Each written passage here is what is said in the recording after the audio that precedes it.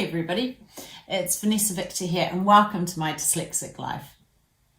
Today I wanted to talk about how hard it can be for us to follow our gut instinct. As you know, I've talked about it being the summer holidays here in New Zealand, and obviously that's always a time to kind of reflect.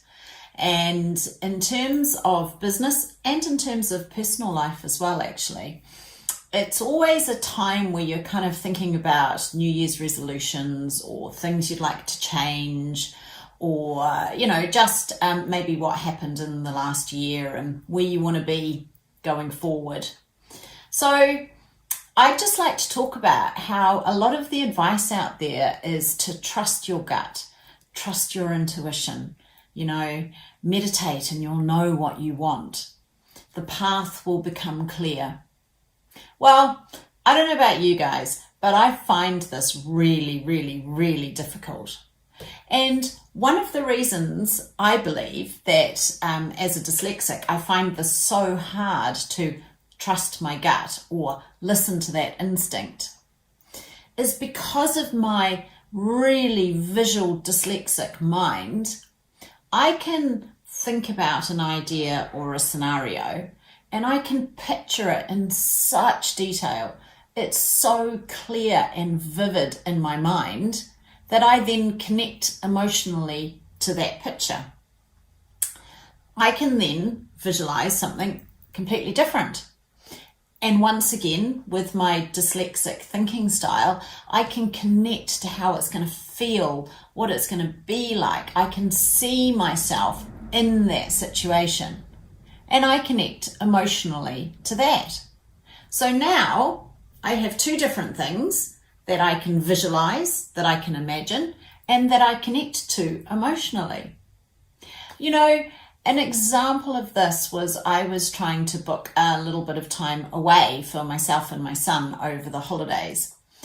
And immediately I had this picture of going to visit this little town that we'd been to before. So I really connected to the beach there. I connected to one of our favorite restaurants there. I could really see us being on holiday there. So then I was like, yep, that's where we're going to go. But then I couldn't find any accommodation available. So then I started looking elsewhere. And then I started connecting to a completely different picture of what it would be like. So maybe going to visit a lake and how lovely that would be. And I pictured us kind of being on this lake, staying at this lake for a couple of days. Then I really connected emotionally to that. Then accommodation became available in both places.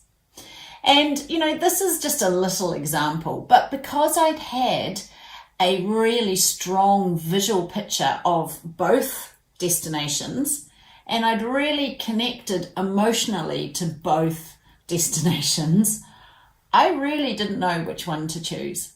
I really didn't have a gut instinct of saying this is the one.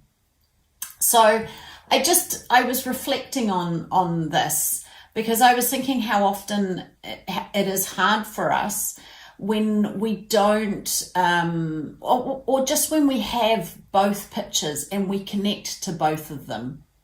And, this has been happening to me in business. I've got some business decisions to make. And what I realized is I was finding it so hard to make the decisions because, of course, I was connected to both outcomes. And because I don't see all the sequence and all of the steps for both of these outcomes, I just see the end result and connect to it in a great amount of detail, then of course I feel emotionally pulled to both decisions. So I just wanted to chat about this. And there are different techniques that you can actually use. But I think the first step is becoming aware of it, and this was one of the things that we actually dived into in our Confident Dyslexic Programme, was actually how dyslexics have amazing intuition, but why we've struggled to use it. I just wanted to talk about that and just see if you can recognize it in your life. See if you can recognize it when you're struggling with the I don't have intuition or I don't have a strong sense of which way I should go, just see if it's because you're connecting to both of those pictures. Anyway, I hope you guys have a great day wherever you are, and I'll see you again soon. Bye.